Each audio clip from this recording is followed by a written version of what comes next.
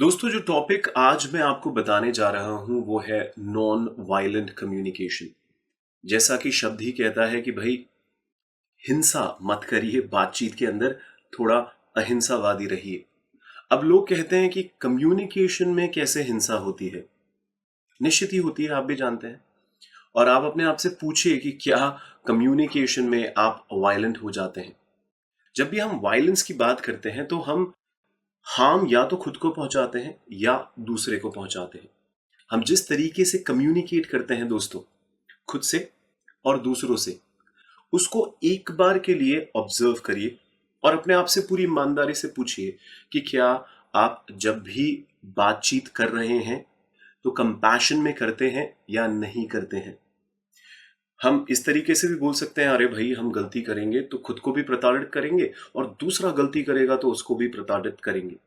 और डिटैच भावना से बातचीत करने में आदि हम दूसरे को सुधार सकते हैं और खुद को भी सुधार सकते हैं। पर आपको मैं बता रहा हूं कि कभी भी अगर आप डर बन पाएंगे कम्युनिकेशन के अंदर, गिल्ट, पछतावा, कोई शेम होगा उसके अंदर, तो पूरी पूरी पॉसिबिलिटी है दोस्त, सफर कर रहे होंगे आप खुद या आप जिससे बातचीत कर रहे हैं वो इंसान सफर कर रहा होगा। तो ये कैसी बातचीत हुई, इसको बदलने के लिए आज हम इस पर थोड़ी चर्चा करते हैं। वायलेंट कम्युनिकेशन है क्या जो कंपैशन के बिना हो। और जब एक इंसान को आदत पड़ जाती है ना वायलेंट कम्युनिकेशन की दोस्त, तो वो हैबिचुअल हो जाता है, इसका वो ऑटोमेटिक हो जाता है। और वो क्या बोलूं, मतलब इतना मुश्किल हो जाता है उसका दूसरे के साथ कनेक्शन बिठाना। अगर वो खुद को बदलना चाहता है वो भी नामुमकिन सा ही हो जाता है। वो दूसरों के अंदर भी वायलेंस के थ्रू बदलाव लाना चाहता है, तो डर के कारण थोड़े समय के लिए तो कोई बदलाव ले आएगा, पर वो परमानेंट बदलाव नहीं होगा दोस्त, उससे फायदा भी नहीं होगा। तो आप एक बार देखिए कि आपका कम्युनिकेशन कैसा है, नॉन वायलेंट है। रोजनबर्ग हुए, मार्शल रोजनबर्ग करके एक बंदे हुए जो कम्युनिकेशन और ये जो नॉन वायलेंट कम्युनिकेशन है इस प्रोसेस को उन्होंने स्टार्ट करवाया था दोस्तों। साइकोलॉजिस्ट थे। उनका एक दिमाग में एक आइडिया था कि भाई ह्यूमन बिहेवियर अगर पैकेज्ड हो अपनी नीड्स को लेकर, और वो कोई भी बात जो दूसरे से करे और खुद से करे और उसके अंदर एक रिक्वेस्टिंग की भावना हो, तो वो नॉन वायलेंट कम्युनिकेशन हो सकता है। आप नॉन वायलेंट कम्युनिकेशन को लैंग्वेज ऑफ कंपैशन भी बोल सकते हैं। एक किताब हुई रोजनबर्ग और चोपड़ा की, 2015 के अंदर ये पब्लिश हुई दोस्त। Non violent communication, Marshall Rosenberg, आप ये डालेंगे भी इंटरनेट पे आपको मिलेगा नॉन वायलेंट कम्युनिकेशन पर बहुत कुछ। पर रादर देन आप वहां पर जाएं, आप इस वीडियो को पूरा देखिए। मैं कोशिश करूंगा इसको बड़े ही सिंपल शब्दों में, बहुत ही संक्षिप्त, यानी शॉर्ट एंड स्वीट आपको एक्सप्लेन कर दूंगा कि नॉन वायलेंट कम्युनिकेशन होता क्या है। जब भी आप बातचीत कर रहे हैं आपका फोकस कहाँ है, आप किस चीज पे फोकस करते हैं। सिर्फ अपना काम निकलवाने पे फोकस करते हैं या आप दूसरे की नीड को भी समझने की कोशिश करते हैं। खुद की नीड तो समझिए, दूसरे की भी नीड समझनी होती है। दोनों की नीड समझते हुए अगर आप बातचीत करेंगे रिश्ता भी बना रहेगा, खुद की नीड्स भी पूरी हो सकती है भाई। सो द पॉइंट इज, जब भी हम वर्बल और नॉन वर्बल कम्युनिकेशन करते हैं, यानी कोई भी एक्सचेंज करते हैं, दो इंसान नेगोशिएशन हो रहे हैं, अगर पार्टनर्स के बीच में भी नेगोशिएशन होता है, तो क्या वो विदाउट कंपैशन हो रहा है, क्या उसमें प्यार की कमी हो रही है। तो नॉन वायलेंट कम्युनिकेशन इसी के ऊपर थोड़ा सा जोर देता है कि भाई जब भी बातचीत करें, इंडिविजुअल या सोसाइटी लेवल पर, रिश्तों के अंदर या फैमिलीज में या स्कूल के अंदर, इंस्टीट्यूशन के अंदर, ऑर्गेनाइजेशंस के अंदर, क्योंकि नॉन वायलेंट कम्युनिकेशन की जो वर्कशॉप है ये पूरी दुनिया में अलग अलग जगहों पर हो रही है दोस्तों। इसमें जो रिलेशनशिप थेरेपीज होती है, काउंसलिंग्स होती है, डिप्लोमेटिक जो कनेक्शंस बिल्डअप हो रहे हैं, बिजनेस रिलेशनशिप्स होती हैं, डिस्प्यूट और कॉन्फ्लिक्ट को अगर सॉल्व करना होता है, तो नॉन वायलेंट कम्युनिकेशन एक बहुत ही अहम तरीका माना जाता है। अब मैं तरीके पे आता हूँ। 4 पार्ट होते हैं दोस्तों, और इसको कैसे प्रैक्टिस करना है आज से आपको, वो मैं भी आपको बताता हूं बड़ा क्लियरली। देखिए, ऑब्जर्व करना होगा आपको। नॉन वायलेंट कम्युनिकेशन किस पे जोर देता है, ऑब्जर्वेशन पे जोर देता है। ऑब्जर्वेशन कैसा, बिना जजमेंट का ऑब्जर्वेशन, यानी आपको अपने फैक्ट्स रख रहे हैं जो आपने ऑब्जर्व किए हैं, दैट्स इट। मैं फिर से दोहराऊंगा, आपको अपने फैक्ट रखने हैं जो आपने ऑब्जर्व किए हैं। देखिए, अगर आप किसी को ये कह रहे हैं, यार यार तू ज्यादातर है ना मुझे सुनता नहीं है, जब भी मैं बोलता हूं ना तो मुझे सुनता नहीं है। आप इसकी जगह ये भी तो कह सकते हैं, यार आज मीटिंग में क्या हुआ, तू फोन पे था अपने। देखिए, आज मीटिंग में क्या हुआ, देख तू फोन पे था अपने, ये भी एक सेंटेंस है। और ये बात है कि तू ज्यादातर मुझे सुनता ही नहीं है यार, you don't listen to me at all. अब नॉन वायलेंट कम्युनिकेशन क्या कहता है कि वो सेपरेट कर देता है कि आपका जो ऑब्जर्वेशन है उसमें आप कोई जजमेंट नहीं डाल रहे, आप सिर्फ एक ऑब्जर्वेशन बता रहे हैं कि आज मीटिंग में आप कुछ बोल रहे होंगे और जो आपका दोस्त है या फिर आपका जो सबॉर्डिनेट है वो अपने फोन पे होगा। पर क्या इससे यही क्लियरली डिफाइन होता है कि वो आपको सुनता नहीं है? और कई लोग तो इसमें ये भी लगा देते हैं, तू कभी भी मुझे नहीं सुनता है। आप देखेंगे तो जजमेंट्स क्या होता है, देख दोस्त, प्रिवेंट करते हैं हमारे को, प्रिवेंट करते हैं, बहुत प्रिवेंट करते हैं हमारे को कि दूसरा इंसान से अगर हम कोई बात रखना भी चाहेंगे ना तो आपके जजमेंट्स ट्रिगर कर देंगे उसको और वो डिफेंसिव मोड में आ जाएगा। तो जो एक पॉसिबिलिटी होती है ना एक्सचेंज की, कॉन्वर्सेशनल एक्सचेंज की, जिससे एक अंडरस्टैंडिंग बिल्ड वो हो नहीं पाती और कहीं ना कहीं वो वायलेंट कम्युनिकेशन कहलाता है फिर। तो क्या आप ऑब्जर्वेशन रख सकते हैं नॉन वायलेंट कम्युनिकेशन के अंदर? ये पहला स्टेप है दोस्त। दूसरा स्टेप क्या है? फीलिंग्स। नॉन वायलेंट कम्युनिकेशन किस क्या इन्वॉल्व करती है? रिस्पॉन्सिबिलिटी इन्वॉल्व करती है आपकी भावनाओं की। हाँ दोस्त, आपकी भावनाओं की, दूसरे की भावना भी समझनी है, पर आपकी भावनाओं की रिस्पॉन्सिबिलिटी जब आप ले लेते हैं, आप नॉन वायलेंट कम्युनिकेशन में आगे बढ़ते हैं। तो आप चेंज इन पर्सपेक्टिव क्या होता है? जैसे भी किसी इंसान का अगर हमारे को पर्सपेक्टिव थोड़ा सा बदलना है शब्दों के थ्रू, एक्शंस के थ्रू, तो देखिए कैसे होगा ये चीज। आप जब भी किसी से बात कर रहे हैं, क्या आप ये ध्यान रखते हैं कि एग्जैक्टली आप क्या चाहते हैं, एग्जैक्टली आपके अंदर चल क्या रहा है? कई बार हम किसी इंसान से चिढ़ भी रहे हैं, उसके पीछे कोई रीजन होता है, तो हम क्या करते हैं, अगर एक इंसान को कहते हैं ये बात कि भाई तेरा ये पर्टिकुलर बिहेवियर जब भी तू करता है तो इस वजह से मेरी जिंदगी में या फिर मुझको गुस्सा आता है। मैं वापस से कहता हूं, तू जब ये पर्टिकुलर बिहेवियर करता है तो मुझको गुस्सा आता है, तो तू गुस्से का कारण है। देखिए ये दोनों लाइनें बहुत अलग है। एक पर्टिकुलर तेरा बिहेवियर है जिससे मुझको गुस्सा आता है, मेरे गुस्से का सिर्फ तू ही कारण है या फिर तू कारण है, कॉज नहीं है। वो एक हरकत कर रहा है जो आपके लिए स्टिमुलाई है जिससे आपको गुस्सा आता है। दोनों में बहुत अंतर है। तो यानी आप अपनी भावनाएं दूसरे के सामने जाहिर कर रहे हैं कि यार जब जब कोई भी इंसान मेरे साथ ये पर्टिकुलर चीज करता है, मेरे सामने ये पर्टिकुलर चीज करता है तो मुझको गुस्सा आता है। रादन आप कहते हो कि तू ही कॉज है मेरे गुस्से का। वो कॉज नहीं है, उसका एक एक्शन जो शायद उसको पता भी नहीं है कि वो एक्शन आपके गुस्से का मेन कॉज हो जाता है। तो देखिए नेगेटिव मैसेजेस जब हम देते हैं तो हम वायलेंट होते हैं। तो अगर हम लोग सपोज करिए किसी को कोई हमारे को ये कह देता है कि you are selfish, you are so selfish, तो अब आपके पास कुछ ऑप्शंस होते हैं। देखिए या तो आप पर्सनली लेके आप ये बोल सकते हैं, हाँ मैं सेल्फिश हूं और मैं मानता हूं कि मैं सेल्फिश हूं, आप ऐसे कह सकते हैं, पहला तरीका। दूसरा, आप फाइट बैक भी कर सकते हैं, मैं सेल्फिश नहीं हूं तू सेल्फिश है। क्या बोल सकते हैं आप? मैं सेल्फिश नहीं हूं यार, तू सेल्फिश है, मैं तो शुरू से जानता हूं तू सेल्फिश है। ये भी एक तरीका होता है बात करने का। या फिर आप दूसरे इंसान की फीलिंग को कंसिडर कर रहे हैं, आप खुद की फीलिंग्स को भी कंसिडर कर रहे हैं और आप उससे इस अंदाज में बात कर रहे हैं कि यार तू जब ये कहता है ना कि मैं सेल्फिश हूं तो मुझे क्या है ना थोड़ा सा हर्ट होता है, मतलब आई रियली फील हर्ट, क्योंकि एटलीस्ट यार मैं जो एफर्ट लगा रहा हूं उसका रिकॉग्निशन तो हर इंसान चाहता है ना थोड़ा सा। तू अपने फीलिंग को कंसिडर करके प्रेफरेंसेस के अकॉर्डिंग कुछ कह रहा है, पर मैं जो एफर्ट लगा रहा हूं मैं उसका रिकॉग्निशन चाहता हूं। और आप सिर्फ वो जो फीलिंग है वो आप दूसरे के सामने रख रहे हैं दोस्त। तो एक बहुत इंपॉर्टेंट चीज है कि बोलने वाला जो बोल रहा है वो अपने पार्टनर को समझने की कोशिश करे, कंपैशनेट तरीके से उसके सामने अपनी बात रखे।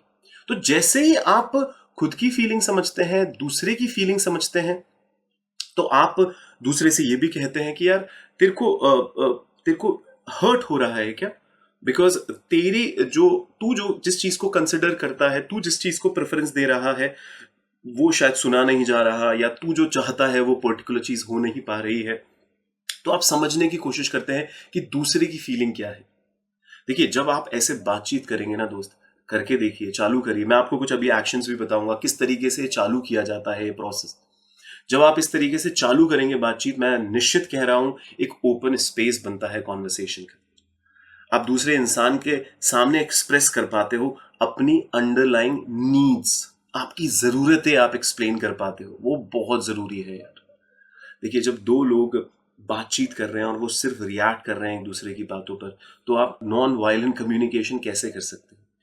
तो रादर आप ये जो ऑप्शन नंबर 3 है, ऑप्शन नंबर 4 है, ये आप अप्लाई कर सकते हैं ना। ऑप्शन नंबर 1 और 2 में तो बोला हाँ मैं हूं सेल्फिश, अरे तू सेल्फिश है, मैं सेल्फिश नहीं हूं। तो ये जो रिएक्शन मोड होता है, एक दूसरे के ऊपर ब्लेमिंग होता है, इससे क्या हम लोग थोड़ा सा बाहर जा सकते हैं इस नॉन वायलेंट कम्युनिकेशन को समझते हुए।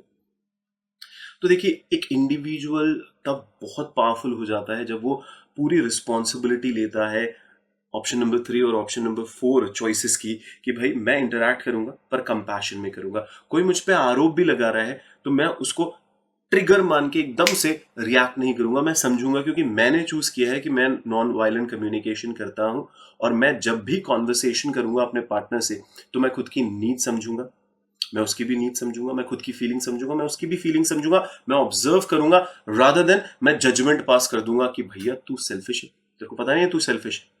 तो ये कम्युनिकेशन का एक बहुत अच्छा तरीका है। और रोजनबर्ग कहा करते थे, अब तो नहीं है इस दुनिया में, कहा करते थे भाई कि इमोशनल लिबरेशन अगर आपको सच में चाहिए तो आप नॉन वायलेंट कम्युनिकेशन करिए। तो तीसरा स्टेप मैं इसका बता रहा हूं, नीड्स। देखिए, जब आप फीलिंग्स समझ लेते हैं तब आप तीसरे स्टेप पे आते हैं, वो होता है नीड्स। और नीड्स के अंदर नॉन वायलेंट कम्युनिकेशन में आप कनेक्शन बनाते हैं दूसरे इंसान की जो अनमेट नीड्स हैं और आपकी जो अनमेट नीड्स हैं, उसके बीच में एक कनेक्शन बनाने की कोशिश करते हैं अपनी भावनाओं के साथ। आपकी भावना है कुछ, उसको समझ के आप नीड्स पता लगाते हैं। दूसरे की भावनाएं हैं कुछ, उसको समझ के उसकी नीड्स पता लगाते हैं कि उसकी भावनाओं को क्यों ठेस पड़ रही है, क्योंकि कोई नीड पूरी नहीं हो रही है उस इंसान की।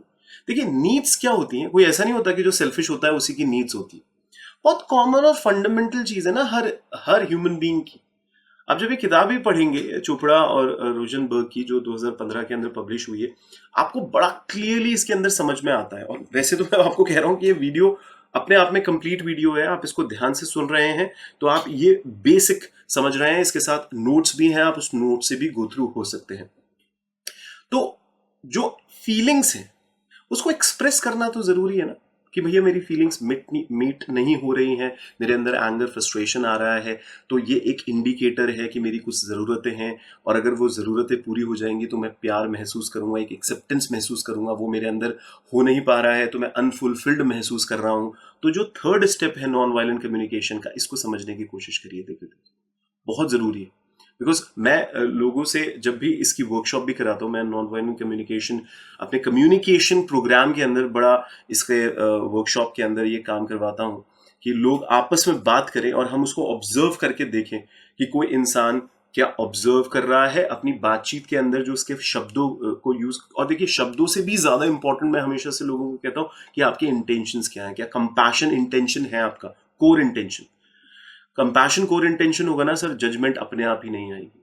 आप खुद की भावनाएं समझोगे, दूसरे की भावनाएं समझोगे, आप खुद की नीड समझोगे, दूसरे की नीड समझोगे, अपने आप होगा सर। आप करके देखिएगा इसको, और प्रैक्टिस करना बहुत जरूरी है। आपकी वोकैबुलरी जो है ना, वो फीलिंग वर्ड से भरी हुई होनी चाहिए। कई लोगों को तो फीलिंग वर्ड्स ही नहीं आते। तभी तो ज्यादातर जो वायलेंस होता है, ये वायलेंस क्यों क्रिएट हो रहा है कम्युनिकेशन के अंदर, क्योंकि उनको पिन पॉइंट करते हैं लोग, वो अपनी नीड्स नहीं डिस्क्राइब कर रहे, वो बस ब्लेमिंग गेम के अंदर जा रहे हैं।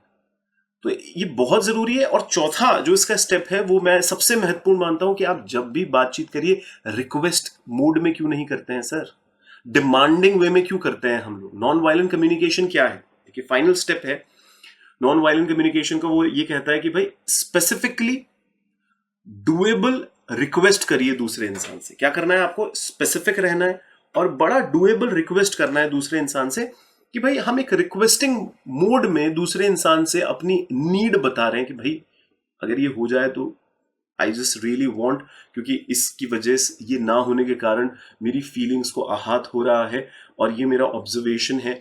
देखिए, इस कॉन्वर्सेशन, जब भी आप रिक्वेस्ट कर रहे हैं तो इस कॉन्वर्सेशन के अंदर डिमांड को मत रखिएगा। नॉन वायलेंट कम्युनिकेशन में डिमांड होते ही नॉन वायलेंट कम्युनिकेशन ही रहेगा यार। कई लोग इंटिमिडेटिंग होते हैं, धमकियां देते हैं दूसरे को, फोर्स करते हैं दूसरे को, और वो कभी भी इफेक्टिव नहीं होगा कम्युनिकेशन एक्सचेंज के अंदर, वो कभी भी हेल्पफुल होगा ही नहीं। रिक्वेस्ट बहुत पॉजिटिव चीज होती है यार, कि आपको पूरी स्वतंत्रता है, आप करे ना करे। बस मैं ये कहना चाहता हूं कि मुझे भी स्वतंत्रता है अपनी नीड समझने की और आपको समझाने की कि मैं क्या चाहता हूं। आपकी जिंदगी है, आप जिए, मेरी जिंदगी है, वो मैं जी रहा हूं। हमको अगर बीच के रास्ते पे आना है तो मैं अपनी नीड्स बता रहा हूं, मैं आपकी भी नीड समझने की कोशिश कर रहा हूं, है ना। तो व्हाट यू वांट आप उसको रिक्वेस्ट वे में भी तो बोल सकते हैं, रादर देन आप गुस्सा कर रहे हैं किसी भी चीज को, दूसरे इंसान को समझ में भी नहीं आ रहा। देखिए, गुस्सा करके बोलते हैं कि है ना, मैं नहीं चाहता यार तू अपने काम पर इतना समय वेस्ट करे। अब दूसरा इंसान अपने काम पर समय वेस्ट तो कर नहीं रहा। हिडन रिक्वेस्ट क्या है कि यार मैं चाहता हूं कि तू मेरे साथ टाइम स्पेंड करे। अब वो इसको कहने की जगह क्या कर रहा है, मैं नहीं चाहता यार तू अपने काम पर इतना ज्यादा समय वेस्ट करे। अब वो गुस्से में बिना अपनी फीलिंग समझे, बिना उसकी फीलिंग समझे, बिना ऑब्जर्व किए जजमेंट पास कर रहे हो आप, वेस्ट कर रहा है वो समय वहां पर। और फिर उसकी वजह से ही नीड आपको आपकी जो नीड है कि आप चाहते हो यार, आप प्यार करते हो उस इंसान से, आप उसके साथ समय बिताना चाहते हो, पर आप उसको जिस तरीके से रख रहे हो उसके सामने, उसको ब्लेम लग रहा है।